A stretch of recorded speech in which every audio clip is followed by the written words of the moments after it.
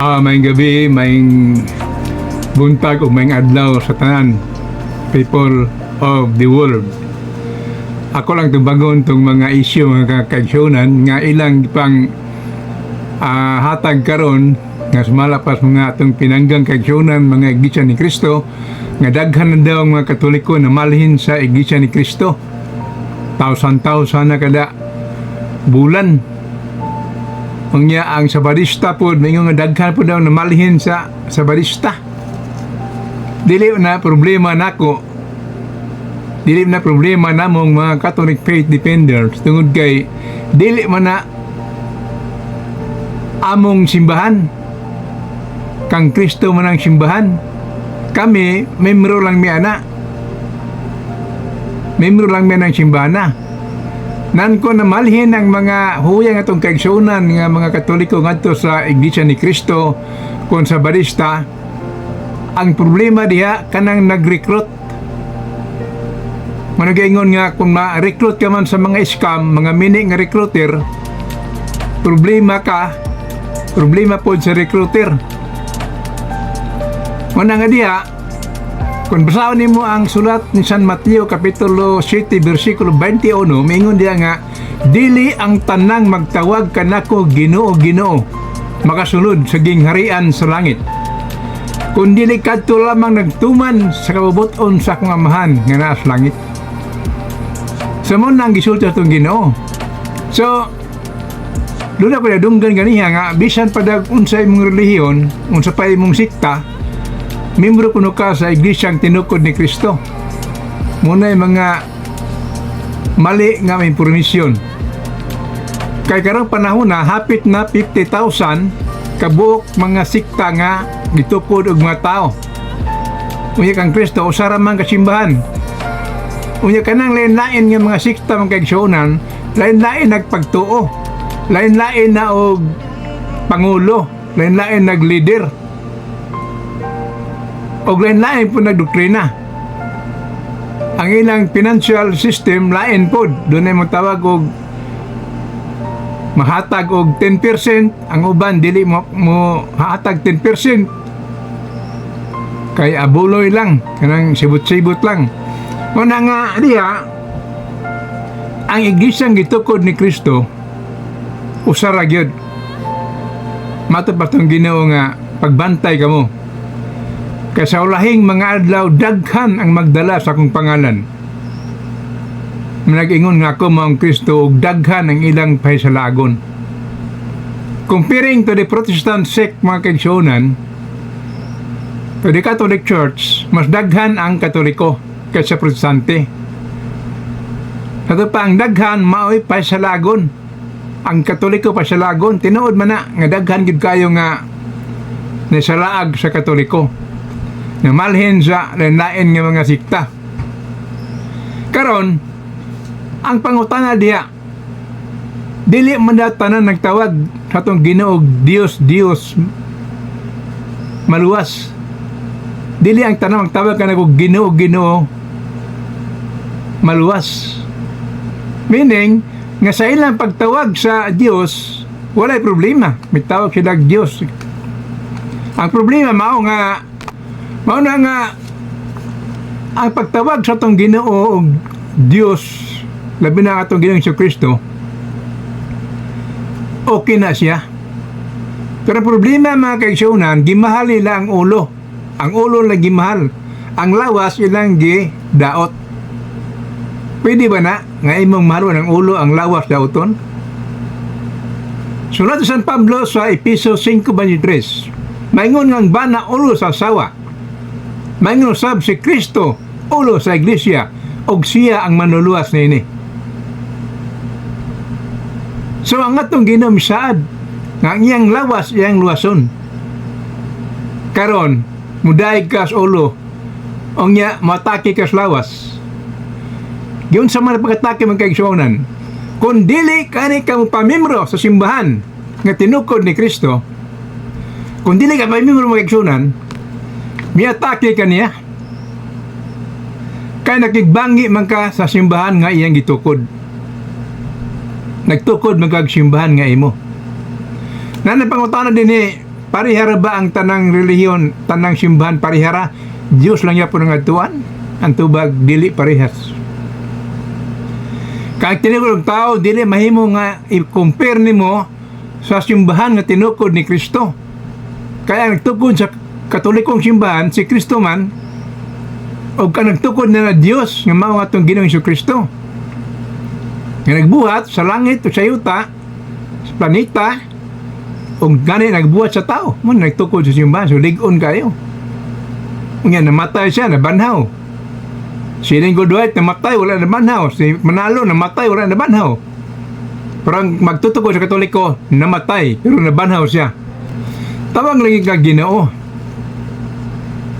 Pero useless nga naman. Ang ulo ra may imong gimahal, ang ulo ra may imong gidaig. Pwede ba din na kung tinuod mo nga maningkamot ng Katoliko maluwas, kung ang inyong tumong maluwas ang Katoliko mo ng inyong walihan, ang pangutana, ngano pa man nga inyo pa mangdalhon sa inyong simbahan. Dadon mas sa Badista, dadon sa mga iglesia ni Kristo, sa born again. Gidala ninyo na, kaya inyo nang pangwartahan, pangayuag 10%. Maura na itumong na dili gyud kaluwasan, kaya ang tanang relihiyon nga dili tinukod ni Kristo, alang gin mo kasuko, basta di ka tinukod ni Kristo, wa gyud klarong kaluwasan na, palpak yun na, sablay niyo mong kaluwasan. Bisag kung saon niyo mong ingon nga ang among doktrina tinuod, mabasag Biblia, grabe gina kakwaig, palpak, uglaeng pagkasulti pa, tulibagbag, nga naman, nga itukod mo simbahan, nga namin kang Kristong gitukod. Tungod sa imong garbo, mo register kag simbahan para mangwarta. Mo nang uban na milyonaryo tungod sa simbahan. Managing ni Kristo, dili tanan magtawag ka na ko Ginoo, Ginoo maluwas. Nga naman, ipangwarta man ang Ginoo. Ipangwarta man, ipangayod 10%. Nga magdawat na ng 10% mga kaigsunan, ang mga pari man. Nas Numbers 21 verse 10. Ng mga pari man, dili man mga pastor. Mao na nga, wala mo'y authority, mangayog 10% sa inyong membro, kaya dili mo pari. Mangayog mo 10%, inyong ipangwarta ang mga membro. So, luoy kayo. Ang namalhin sa naing pundok mga kaigsunan, mga inosinteng Katoliko namalhin sa naing pundok gumikan sa pagpaminaw sa mga ministro o pastor, luoy kayo. Hatag mo 10% sa inyong kita, o nga, wala pagkiklarong kaluwasan. Mauna nakapalpak ka na mga kaigsunan. Mauna nga, kung dunay moingon nga daghang Katoliko na malhin sa iglesia, na malhin sa barista, na malhin sa mga Jehovah kung born again Christians, wala na'y problema para nako. Kay kining akong ipasakupang simbahan, tinukod ni Kristo ni. Tinukod ni Kristo. So, kamo away mo ni Kristo, hala. Dadaan ang mga membros Katoliko nga ito yung simbahan, murag munas mananagat, at ito maging managat sa daghang isda. Nga naman, nga di mamumadto sa mga aglipay, parihara man as Katoliko, hapit-hapit raman na. Ano nga naman gimos Katoliko, magsigig pangatake, ang daot. Kaya daghang membro, inyong uyugon, mayong Katoliko, para doon ay mga hagbong, inyong puniton. Karong panahon na, nahimong katawanan. Kaya namalhin sa laing pundok, mga Katolikong inosente. Katoliko nga wala hibang kaagan. Pero karon na namalik ngadto sa Katoliko, namalik mga pastor nga baggitan. Ministro nga banggitan ni malhin ngadto sa Katoliko. Kaya nakasabot ng Katolikong simbahan tinukod ni Kristo. Mao na man kaigsunan. Sa pangutana dia, parihara ba ang tanang relihiyon? Dili pariha. Gitawag ng indifferentism. Dili tanang relihiyon parihara. Kalenlain ang doktrina. Pastor Kibuloy, ang amahan, maong anak, ang anak ng Espiritu Santo. sama ra doktrina sa United Pentecostal, Oneness Pentecostal nga ang amahan maong anak, ang anak ng Espiritu Santo maong anak, usar ka persona.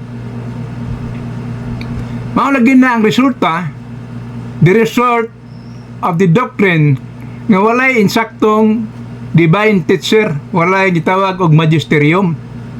Magpataka na lang og buhat og doktrina nga di gud makaluwas. Kung adto ka sa Jehovah's Witness, mingon nga si Kristo Cruz Dios nga gamay. Duha may Dios sa Jehovah. Dios nga dako og Dios nga gamay. Mao na nga ningon atong Ginoo, dili ta na magtawag kanako Ginoo, makasulod sa gingharian sa langit. Kundi kadto lamang nagtuman sa kaubuton sa pamamahangan sa langit. Ang kaubuton sa mahan mga kaigsunan nga ang iyang anak gipadalas kalibutan. Gipadalas kalibutan og nagtukod og simbahan nga ang tanang tao unta magpasakop. Pero ang sinitabo karon, giaway, gidaot, gipanastamasan, gitastamasan si Birhen Maria, gitastamasan ang simbahan, karon nga maluya ang membro nga mobalhin sa idaha. Mauna mga kaigsuonan. So dili natin nood nga samara ang tanang sikta. Pwede silang mutawag og Ginoo, pero dili sila tagaag pagtagad. Tungod ka nakig-away sila ni Kristo. Makig-away ni Kristo makatong nga tao nga wala masakop sa Santa Iglesia Katolika. Sakit pamarandungon, pasaylo ako ninyo, tungkol kay mo ni tinuod. Giaway niyo si Kristo. Ngani, di ka makakita nga doon na born again, mga prosante, mingon nga, I love you, Mama Mary. Hail Mary, full of grace. Di ka kadungog. Ako gikan man ko sa Assemblies of God. Wala gina itudos, pastor, nga mudaig tang Maria. Ang inyong gimahal, mauragyod, ang atong Ginoong Kristo. Apan si Virgin Mary, wala good, walay papel sa simbahan sa mga protestante. Muna kayong grato ni mga tawhana. Sakit yung manulti, pero pasaluan lang ko ninyo kay mo na tinuod. Unya, napay mo ingon nga, nasayop ng Katoliko kay nagtuo nga si Kristo Diyos. Kita na nyo nasayop mga kaitsunan. Ang sulat ni San Pablo sa unang Timoteo 2:5 nga man gamiton sa atong pinanggang kaigsunan mga iglesia ni Felix Manalo, nga si Kristo tigpataliwala sa Diyos sa tao. Mao si Kristo. He is a mediator between God and man. Siya mediator. Pero diha sa atong pag-ilan ni Kristo, gikan sa kang Kristo o sa mga tao, kinsa may mediator diha? Sa tao o kang Kristo, ang atong mediator mao si Birhen Maria. Dito bitaw sa Kana, mabasa na sa Juan 2:4. Namatikdan ni Santa Maria nga nahugtag bino ang mga Hudiyo. Nahugtag bino. So karot sa bino mga kaigsunan, iyang giduo lang yung anak-anak, wala na bino. Apan ningon natong Ginoo, babae, wala pa mabot ang akong panahon. Dili patak na nako nga magmilagro. Wala pa ko'y plano o panahon nga magmilagro. Apan gumikan, kayang anak di man kabalibad sa iyang inahan. Mingon ang inahan, kung unsay gisugo sa kong anak, tumana ninyo.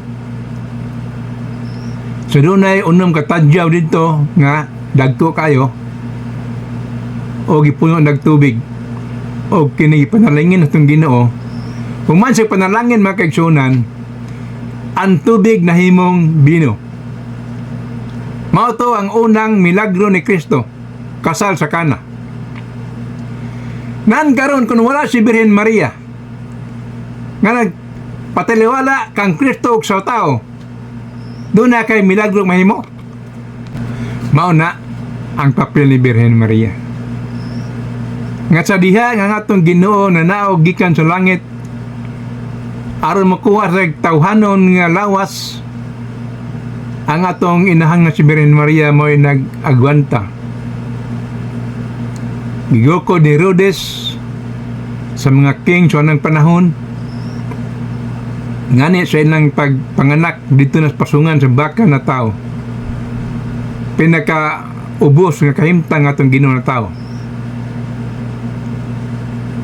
Mao na nga kitang Katoliko giawha kita nga mudayeg muhatag og dakong pagtahod ni Birhen Maria. Kasi man ang inahan sa atong Dios nga magagahom nga maong ang ikaduhang persona nga si Kristo. Mo na nga diha sunod nga live ako nang isgutan may tungod sa ngano nga kitang Katoliko magrosaryo tungod kay murag akong tutunlan murag giubo man. So din hilang ko to mga kaigsunan ato lang subaybayan ang sunod akong live. Dahil salamat sa inyong pagpaminaw o mayong adlaw katong tanan.